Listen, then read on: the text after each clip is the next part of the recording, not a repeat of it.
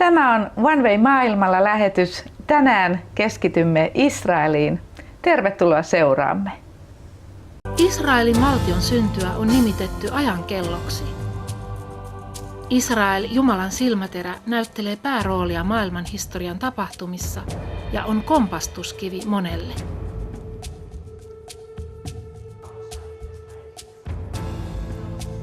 Israelissa kävijälle Raamatun tapahtumat ja paikat avautuvat uudella elävällä tavalla joka askeleella.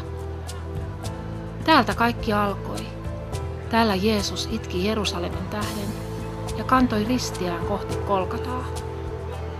Täällä hän antoi henkensä koko ihmiskunnan edestä, lunastaakseen ei vain juutalaisen kansan, vaan myös kaikki pakanakansat synnin ja kuoleman vallan alta iankaikkiseen elämään. Täällä hän nousi 3. päivänä kuolleista ja antoi opetuslapsilleen käskyn saarnata ilosanomaa kaikille kansoille maan ääriin saakka. Tänä päivänä Israel on ehkä suurempien uhkien edessä kuin milloinkaan ennen, etelästä sekä Gazan alueelta ammuttujen ohjusten että Syyrian taholta tulleiden provokaatioiden vuoksi. Kanssani täällä studiossa on tänään Kristiina Vaili keskustelemassa Israelin työstämme. Tervetuloa, Kristiina. Kiitos. Mennäänpä vähän taaksepäin vuosissa, niin kerropa, miten One Way Missionin Israelin työ on alkanut? One Way Missionin Israel-työ alkoi jo vuonna 2004, jolloin oli ensimmäinen ryhmä Israelissa ja se oli vähän tällainen vakoiluryhmä vakoilemassa maata, että mitä meidän järjestö voisi tehdä siinä maassa.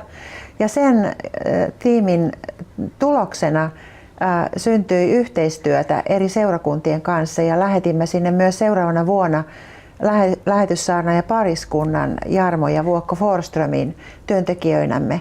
Ja he solmivatkin siteitä eri seurakuntiin, muun muassa Allianssiseurakuntaan ja Kolba Midbar-seurakuntaan ja olivat työn aloittajina siellä pari-kolme vuotta. Ja sitten vuonna 2005 jo heti seuraavana kesänä meillä oli ensimmäinen aktiotiimi, jossa oli noin 6 suomalaista mukana ja sitten paikallisia ja myös muualta Euroopasta tiimin osallistujia. Ja siitä lähtien on alkaneet meidän tiimimatkat ihan vuosittain useamman kerran vuodessa Israeliin.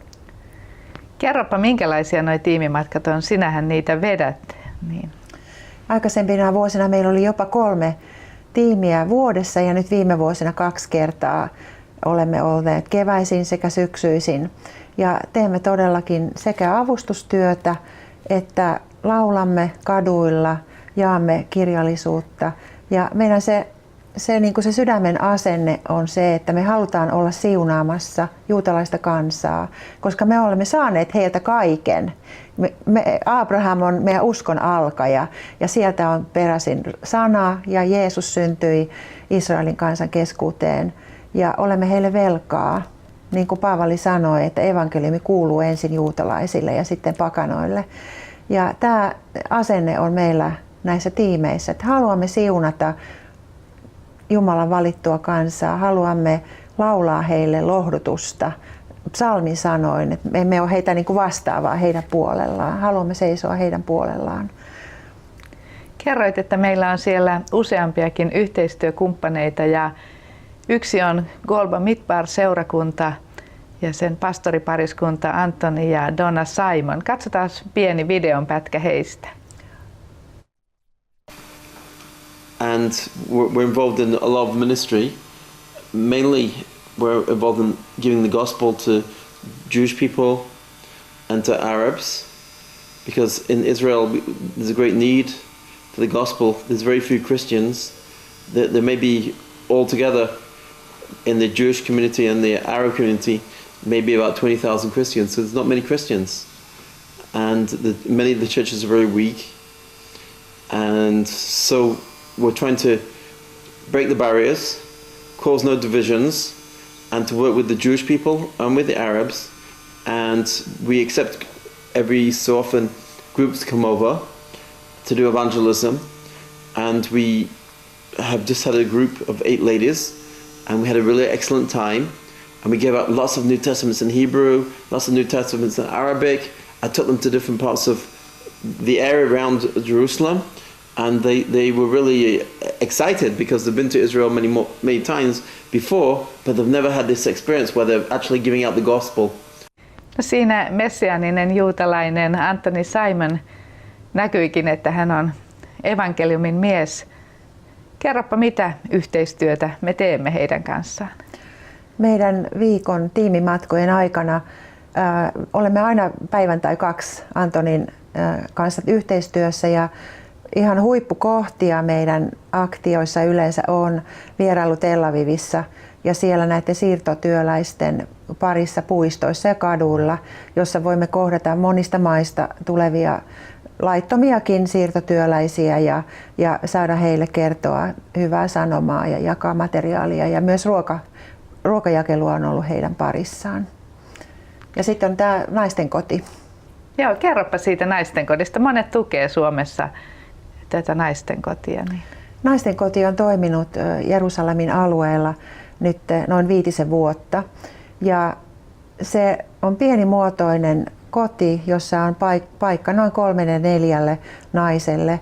Ja tarkoituksena on, että tämä koti on avattu ihan kaikille apua tarvitseville naisille, ihan uskontoon ja kansallisuuteen katsomatta. Et meillä on ollut paljon arabeja, venäläisiä, Etiopian juutalaisia, ihan ortodoksi-juutalaistaustasta tulevia naisia, sillä naisten tilanne ja asema Israelissa ei aina ole kovinkaan hyvä.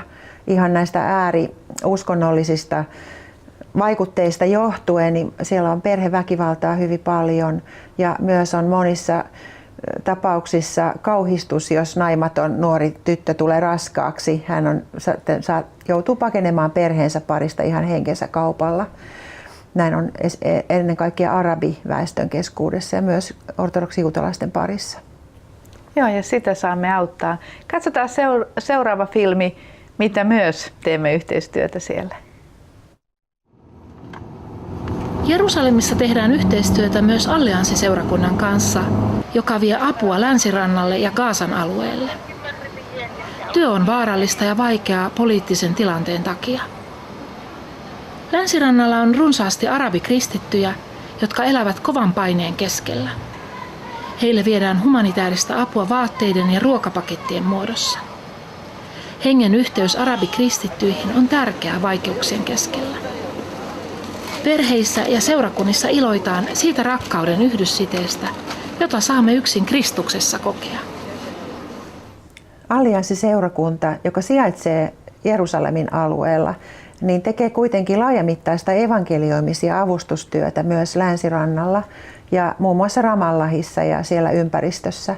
Ja myös meidän tiimit on ollut aikaisempina vuosina mukana näillä avustusmatkoilla. Viime vuosina emme ole enää päässeet, koska se tilanne on ollut sen verran kriittinen ja tulehtunut, että ei ole uskallettu sinne mennä. Ja todella he tekevät tämmöistä ihan ruohonjuuritason avustustyötä, vierailevat perheissä, monilapsisissa perheissä, vievät ruokapaketteja, vaatteita, jakavat ruokakuponkeja kauppoihin. Ja siellä on muun muassa myös ollut eräässä pienessä kyläkoulussa Allianssiseurakunta on järjestänyt kouluruokailun kaikille oppilaille. Et se on todella hienoa, että tällaista työtä tehdään. Ja siellä on myös Ramallahissa syntynyt uusi seurakunta tämän työn tuloksena. Joku on sanonut mielestäni hyvin, että parasta rauhantyötä Israelissa on se, että arabi tulee uskoon. Että siinä mielessäkin hienoa, että saadaan olla molemmilla puolilla auttamassa. Katsotaanpa sitten seuraava haaste, mitä Israelilla on. Israelin valtio elää monenlaisten haasteiden keskellä. Koska se on alueen ainoa demokratia, sinne virtaa jatkuvasti pakolaisia ympäröivistä maista, muun muassa Sudanista, Darfurista ja Eritreasta. Monet pakolaisista ovat kristittyjä, eivätkä halua muuttaa takaisin muslimimaihin, joissa heitä vainotaan. Toiset taas ovat paossa maansa kaoottista tilannetta tai etsimässä edes jonkinlaista toimeentuloa. Osan tulijoista Israel pyrkii kotouttamaan järjestämällä heille työpaikkoja muun muassa kibutseilla. Osa lähetetään takaisin kotimaahansa. Kuulin, että seuraava tiimi, jota lähdet vetämään, niin myöskin menee tänne Anat Brennerin Punaisen maton keskukseen auttamaan. Mitä teette siellä? Meillä on todellakin lähdössä nyt syksyllä tiimi Israeliin ja olemme suunnitelleet viettää 3-4 päivää täällä Tel Avivin alueella. Ja meillä on useita terveydenhoidon alan ammattilaisia tiimin mukana ja haluamme olla siellä Aviv-keskuksessa auttamassa näitä naisia ihan rukoilemassa heidän puolestaan, osoittamassa heille rakkautta. Siellä he saavat lämpöisen aterian kerran päivässä ja he voivat käydä suihkussa, vaihtaa puhtaat vaatteet päälle. Heitä autetaan hygieniassa ja muun muassa kynsien ja jalkojen hoidossa. Meillä on muutama tämmöinen jalkahoitaja lähdössä mukaan ja ihan käytännön rakkauden teoilla halutaan osoittaa, että Jumala välittää heistä. Ja se on ollut valtavaa kuulla ja nähdä, miten monet näistä naisista, jotka ovat aivan toivottomassa tilanteessa inhimillisesti, niin heitä on noussut sieltä kadulta pois ihan uuteen elämään ja uuteen toivoon ja tulevaisuuteen. Kiitos Kristiina ja oikein paljon siunausta tähänkin laajaan työhösi, mitä teet. Kiitos. Ja kiitos sinulle katselija mukanaolosta ja tässä oli niin monenlaisia työmuotoja, että tervetuloa mukaan One Way Missionin Israel-työhön.